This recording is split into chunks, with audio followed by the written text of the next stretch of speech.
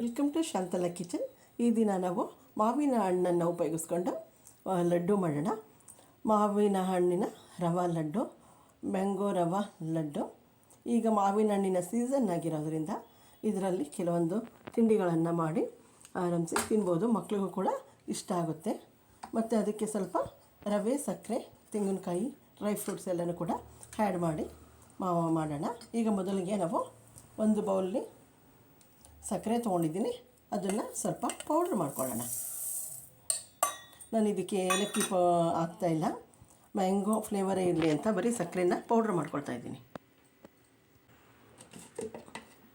ನೋಡಿ, ಸಕ್ಕರೆನ ಪೌಡ್ರ್ ಮಾಡ್ಕೊಂಡಿದ್ದೀವಿ.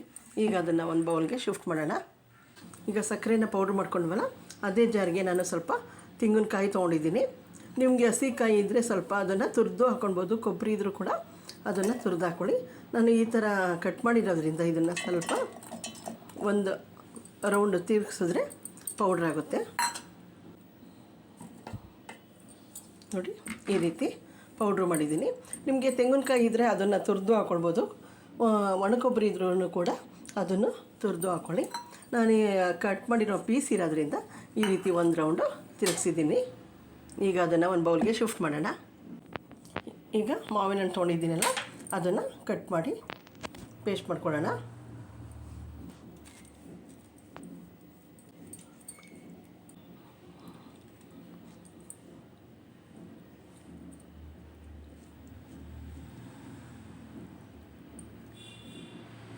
ಈ ರೀತಿ ಮಾವಿನ ಹಣ್ಣು ಸ್ಲೈಸ್ನ ಕಟ್ ಮಾಡಿಕೊಂಡು ಜಾರಿಗೆ ಹಾಕಿ ಪೇಸ್ಟ್ ಮಾಡ್ಕೊಳ್ಳೋಣ.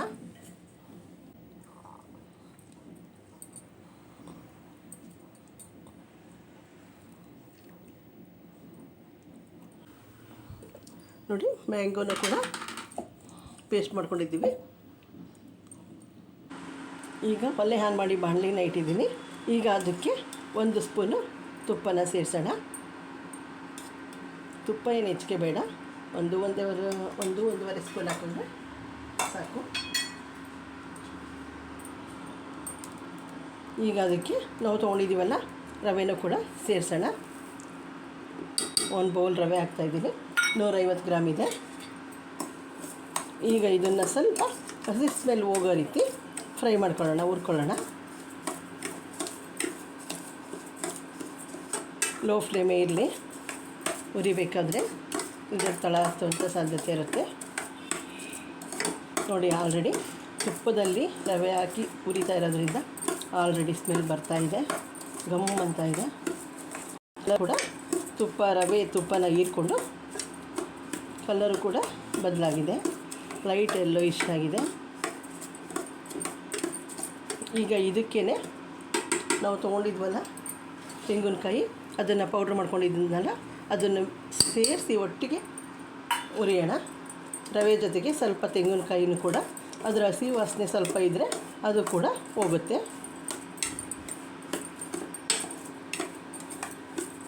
ರವೆ ಮತ್ತು ತೆಂಗಿನಕಾಯಿ ಎರಡನ್ನೂ ಕೂಡ ಸ್ವಲ್ಪ ಹುರಿದಿದ್ದೀವಿ. ಈಗ ಅದಕ್ಕೇ ನಾವು ಸ್ವಲ್ಪ ಡ್ರೈ ಫ್ರೂಟ್ಸ್ನ ಹಾಕೊಳ್ಳೋಣ. ದ್ರಾಕ್ಷಿ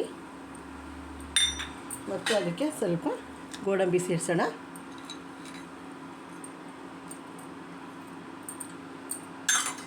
ಇದನ್ನು ಒಟ್ಟಿಗೆ ಸೇರಿಸಿ ಹುರಿಯೋಣ. ನೀವು ಬೇಕಾದರೆ ಸಪ್ರೇಟಾಗಿ ತುಪ್ಪದಲ್ಲಿ ಹುರಿದು ಕೊನೆಯಲ್ಲಿ ಆ್ಯಡ್ ಮಾಡ್ಬೋದು, ಇಲ್ಲದೇ ಈ ರೀತಿಯೂ ಕೂಡ ಸೇರಿಸ್ಬೋದು, ಏನು ತೊಂದರೆ ಇಲ್ಲ.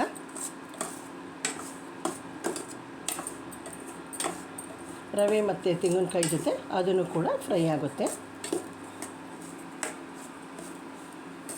ಸ್ವಲ್ಪ ಹಸಿ ಸ್ಮೆಲ್ಲು ಹೋದರೆ ಸಾಕು. ನೋಡಿ, ರವೆ ಮತ್ತು ತೆಂಗಿನಕಾಯಿ, ದ್ರಾಕ್ಷಿ, ಗೋಡಂಬಿ ಎಲ್ಲ ಕೂಡ ಮಿಂಗಲ್ ಆಗಿದೆ. ಈಗ ಇದಕ್ಕೆ ನಾವು ಪೇಸ್ಟ್ ಮಾಡ್ಕೊಂಡಿದ್ವಲ್ಲ ಈ ಮಾವಿನ ಹಣ್ಣು, ಅದನ್ನು ಹಾಕೋಣ. ನೋಡಿ, ಮ್ಯಾಂಗೋ ಪೇಸ್ಟ್ ಹಾಕಿದ್ದೀನಿ. ಈಗ ರವೆ ಮತ್ತು ತೆಂಗಿನಕಾಯಿ ಮಿಕ್ಸ್ಗೆ ಈಗ ಎಲ್ಲ ಹೊಂದ್ಕೊಳ್ಳೋ ರೀತಿ ಮಿಕ್ಸ್ ಮಾಡೋಣ. ನೋಡಿ, ಮಾವಿನ ಹಣ್ಣು ಪೇಸ್ಟು ಕೂಡ ಎಲ್ಲ ಮಿಕ್ಸಾಗಿ ಹೊಂದ್ಕೊಂಡಿದೆ. 1 ನಿಮಿಷ ಈ ರೀತಿ ಹುರಿದ್ರೆ ಸಾಕಾಗುತ್ತೆ. ಈಗ ಅದಕ್ಕೆ ನಾವು ಸಕ್ಕರೆನ ಪೌಡ್ರ್ ಮಾಡ್ಕೊಂಡಿದ್ವಲ್ಲ, ಅದನ್ನು ಕೂಡ ಹಾಕೋಣ. ಸಕ್ಕರೆ ಸ್ವಲ್ಪ ನೋಡಿ ಹಾಕ್ಕೊಳ್ಳಿ. ಈಗೆಲ್ಲ ಹೊಂದ್ಕೊಳ್ಳೋ ರೀತಿ ಮಿಕ್ಸ್ ಮಾಡೋಣ. ನೋಡಿ, ಸಕ್ಕರೆ ಹಾಕಿದ್ದು ಕೂಡ ಎಲ್ಲ ಮಿಂಗಲ್ ಆಗಿದೆ.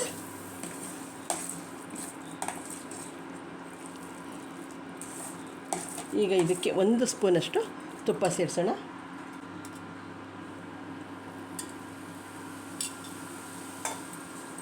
ತುಪ್ಪ ಎಲ್ಲ ಹೊಂದ್ಕೊಳ್ಳೋ ರೀತಿ ಮಿಕ್ಸ್ ಮಾಡೋಣ.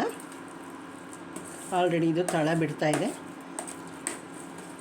ಎಲ್ಲ ಹೊಂದ್ಕೊಂಡಿದೆ. ಇಷ್ಟಾದರೆ ಸಾಕು. ಎಲ್ಲ ಇದು ಹೊಂದ್ಕೊಂಡು ಬೆಂದಿದೆ. ಆಲ್ರೆಡಿ ರವೆ ಮತ್ತು ತೆಂಗಿನಕಾಯಿನ ಹುರಿದಿದ್ವಲ್ಲ,